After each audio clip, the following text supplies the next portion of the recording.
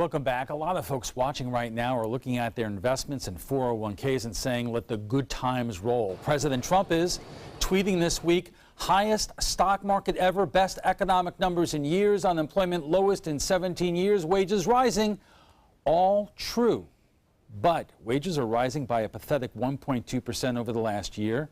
The chief economist for Glassdoor says the benefits of the strong economy are not being shared widely and that, quote, pay growth has been slowing since January despite a growing economy, reflecting that, quote, the fact that economic gains are not being distributed evenly among workers. And joining us for more is Professor Michael Snipes, an economics instructor at USF Sarasota Manatee, Rod Thompson of the Sarasota Republican Club, and Frank Alcock, a political science professor at New College and former Democratic candidate for the Florida State Senate.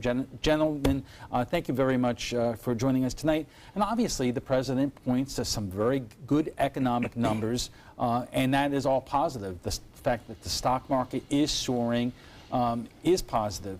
He boasts about wages going up, but Rod, in terms of working families who are watching this right now, just folks, police, firefighters, teachers, people who work and live around here, they're finding it harder to get by, not easier. Yeah, absolutely. I think there's a number of reasons which we'll go into in depth here to some degree. I mean, I have a son-in-law who's a Manatee County deputy, and I understand that there has been a real stagnation, particularly in the purchasing power of middle-income wages.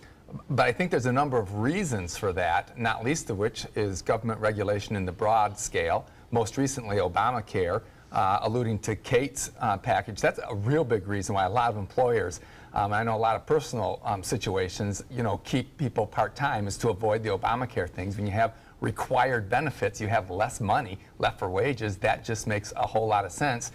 And then I'd like us to get into at some point too the immigration issue, where you have, the low-end, unskilled, uneducated laborers coming in, taking those jobs. That's clearly going to keep wages down at the low end too. Frank, I did do some reading today where it did talk about the fact that healthcare costs have been rising for so long that has eaten up many companies' abilities to give their employees a pay raise. It has. If you go back to, we're peculiar in the United States in terms we're putting health benefits on the backs of employers. We've done that, actually, it goes back to around World War II, where there was controls on how much you can pay workers, and firms responded by offering benefits. So that's part of the cost of hiring labor, and I think there are major changes that we can make in our healthcare system that could alleviate that by having the government not take less of a role, but more of a role. In the meantime, however, we've had a number of policies over the last 10, 20 years where we're actively resisting wage growth through resistance to minimum wage and a regressive tax policy and a variety of efforts to deregulate that have just really screwed middle and lower classes. And I want to get more into these things in the next segment, but right now, Michael, I just, when the president and others boast about the jobs numbers, which they're good, let's have no doubt about that. Sure. It seems to me that a lot of these jobs, if you're talking about like Amazon distribution centers, which are coming into Florida and those types of jobs, they pay $10 an hour. That's not what families can live on. Sure, and you're not going to be able to have a very high quality of life, a very high standard of living on $10 an hour. That's just something that's going to be very difficult to do. And I think one of the things that's interesting is that we've talked a lot about the role of healthcare in kind of the purchasing power for consumers. And one of the things that we should also note that's kind of been touched upon here is that there has been, over the past decade or so, a decline in the amount of insurance that's offered through firms, through people's companies. And not only that, premiums, whether you're on Obamacare or you work for a company that offers you health benefits, premiums have steadily gone up. Sure. And one thing that we do need to take into consideration is that when we look at things like unemployment numbers, or the Dow, that's really just one small part of the economy. Those are big macro indicators that really just kind of show the way for one particular part of the economy. We can look at the Dow Jones, or we can look at the stock market volume, and that's really more of an indicator of investment. That's not necessarily an indicator for how well individual people's lives are going. So when we're looking at kind of these big macro indicators and how well they translate into how well people are living their daily lives, I think there's a little bit of a disconnect between those big macroeconomic indicators and individuals. We are only scratching the surface here, and we're going to continue our conversation in a moment, right after we check on the weather. Welcome back. If you're just joining us, we are talking about the roaring stock market and flat middle-income wages. Joining us is Professor Michael Snipes, an economics instructor at USF Sarasota Manatee, Rod Thompson of the Sarasota Republican Club, and Frank Alcock, a political science professor at New College and a former Democratic candidate for the Florida State Senate. Forgive me, gentlemen, I'm going to be a little long-winded.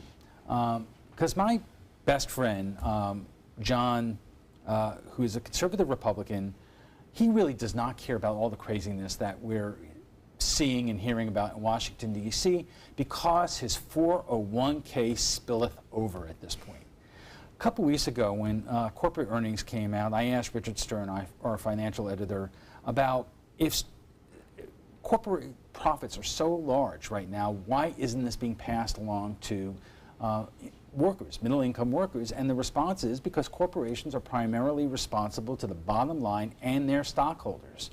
And I want to throw it to two of you primarily in terms of what's wrong with this picture.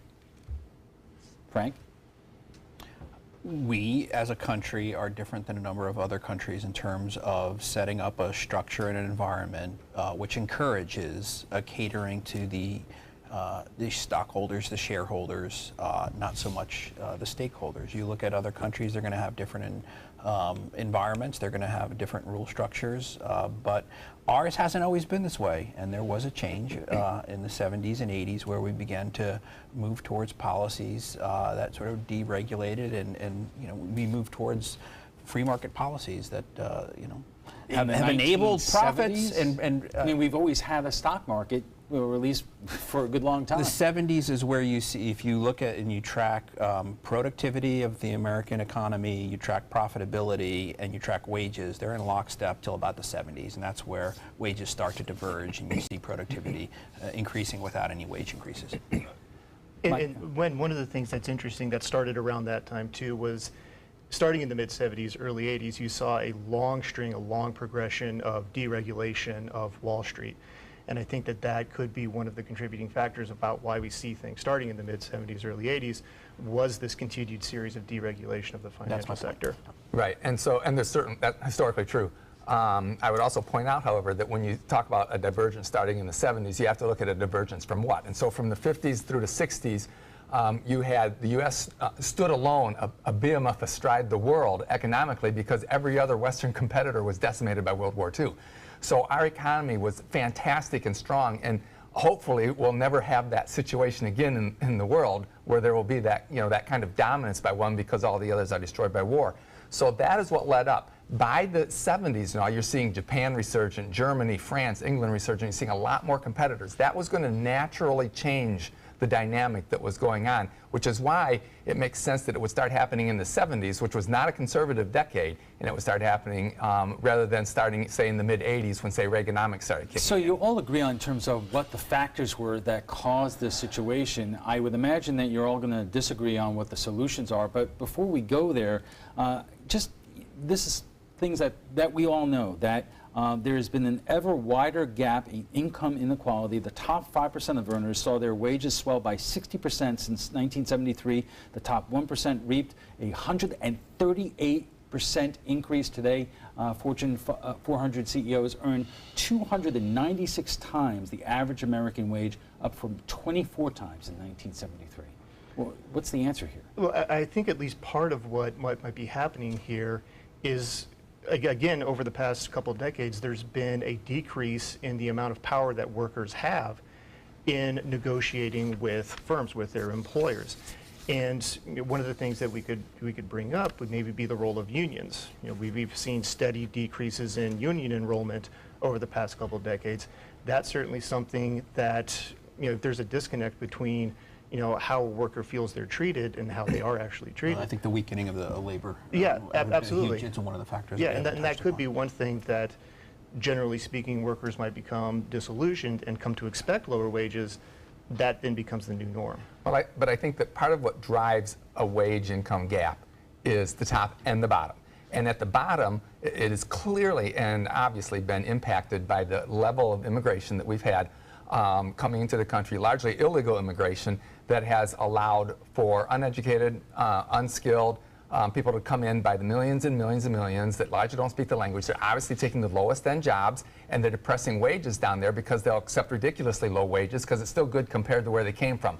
So that knocks it down. A Harvard economist named George Borjas, who's like considered a standout expert on economics of immigration, estimates that for every 10% increase in a group, whether it's a professional group or a wage group or whatever, a 10% increase by immigration will decrease wages within that group by 3 to 4%. So I think that this explains a lot of the bottom end stagnation. And the same thing holds true, however, for the top end. Borjas suggests that at the top end, if we flipped our immigration policy and allowed in all of the doctors and engineers and MBAs that wanted to come in and capped it at the bottom, you would actually see more stagnation at the top and you'd see wage growth at the bottom. Why don't we just raise minimum wages and that would... Because Seattle has already taught us But for the how well that purposes works. of this conversation, and we've done many stories about the working poor and manufacturing jobs, I want to talk about people who make middle income salaries, who are professionals in this community, who are really struggling right now and don't know what to make of all those headlines about the stock market and corporate profits. What do we do about them? In many cases, about us. Well, I think just kind of going back that we need to maybe kind of keep things in context. The stock market is something that if we're middle income, maybe we don't have as big a role in the stock market. Maybe we have some investment in a 401k or something like that, but beyond that, we don't necessarily have a lot of participation by middle class individuals in the stock market. And so if we see all of this talk about the stock market's doing very well, unemployment is low, again, that's a small part of the economy that doesn't necessarily have a direct effect on most people, on most middle income individuals. Again, that's something that's going to affect the higher income individuals. And that certainly could be something that's driving maybe some of this inequality. Let me ask you this, and I ask this question given the fact that it does not seem that our Congress has an ability to do much of anything these days. But if you two were to, tell Congress what to do in terms of what we're talking about here, working families, middle incomes, families who just want to pay their bills, send their kids to school and save for retirement, what would that be? I'll try to do it in 30 seconds. I think Rob and I are going to agree. Rob understands that government, the pathologies of government, and paints it as a boogeyman sometimes, and I would view it as a necessary evil. I think where we diverge, it gets into this free market economics, and I don't believe in the free market fairy and the magic dust. I think that markets are wonderful when the incentive structure is appropriate, and it's government's job to create those incentives, create those conditions. And if you create this boogeyman and pull government away, then you're going to get these perverse outcomes. And I think a broad range of policies and regulatory policies, we're going to disagree on that. Again, I understand government can be bad sometimes, but I don't believe in the free market fairy. Rod. Yeah, the free market fairy, which Adam Smith called the invisible hand, and it's a book that still endures centuries and centuries later. Under certain conditions. Clearly, there's a role for government in free market capitalistic economics. One role is making sure there aren't monopolies. One role is a certain protection of rights and properties and liberties. You need to have government play a role in free markets. You absolutely have to. We disagree dramatically on how much of a role that should be. I would suggest that the more role it plays beyond those basic ones of monopolies and private property rights and that sort of thing, the more role it plays, the more it screws up the market. The more it screws up the market, the more you have all of these things that get out of whack and out of balance. Michael, is there a consensus among economists in terms of who's right and who's wrong here? Well, it is a little bit of a mixed picture, but when we're looking at, kind of what can we do to help middle class individuals, when we're looking at the role of government and how that can help middle income individuals, certainly government policy does have a role, like you talked about. And again, how big that role should be is, again, a very large point of contention. But certainly if we do put into place proper policy and we do give people an incentive to work appropriately, right, then that's something that certainly could help middle income individuals. Okay. We are up next. Our final thoughts from our guests, so stay with us. We'll be right back. The stock market is booming, middle income wages, not so much. Our guests join us right now for final thoughts. Michael, I'll start with you. What is the takeaway from this conversation? I think for maybe middle income individuals, I think the thing that I would like them to take away is when you hear all of these statistics of, record levels of the stock market being achieved, unemployment being at record lows, we need to take a bigger picture approach and kind of take those numbers with a grain of salt. Those are really just indicators for how the economy as a whole is doing. So when we hear stock market is setting all these records, maybe don't necessarily take that as a sign that things are necessarily going to get better for middle income individuals. And Rod, you always hear, we all had to deal with the great financial collapse in 2008. A lot of people at the top end of our economy have recovered from it, but a lot of folks, who, had their money in 401ks and so forth and local investments, they still have not recovered. And how do they find their way out? Well, I think that the method for finding your way out is the same as it's always been in this country. You work hard and you're responsible and whatnot and you save. However, in my experience, most all of those people have recovered by now. Even if they defaulted on their homes, they're up to the 7 years and they're back in the market again. If they lost a ton of money in the stock market, well, they've gained it back in spades unless they panicked and took it out, which is why I agreed that we need to. People like us really don't need to pay a ton of attention, I think, to the stock market. And I know financial advisors are screaming it right at me right now, but really don't need to. That should be long-term for us. We don't have large amounts of money to invest, and I think that we need to be paying attention more to policy in Washington than the stock market. Right. We've set up an environment where people have been duped into making bad decisions, and sometimes it's people in power making bad decisions, and it's the middle class suffering the consequences. If you don't have rules in place that protect the middle class and they allow for predatory and exploitative behavior, that's what you're going to get, and that's what we've seen. Okay. Rod, I'll give you the second last word. Sometimes we in the middle class make bad decisions too, and we have to accept the consequences. Okay. We want to thank our guests for joining us tonight, Professor Michael Snipes, an economics instructor at USF's Sarasota Manatee, Rod Thompson of the Sarasota Republican Club, and Frank Eilcock, a political science professor at New College and former Democratic candidate for the Florida State Senate. FYI, you can watch past Roundtable discussions. They're available on Apple TV, Amazon Fire, and Roku.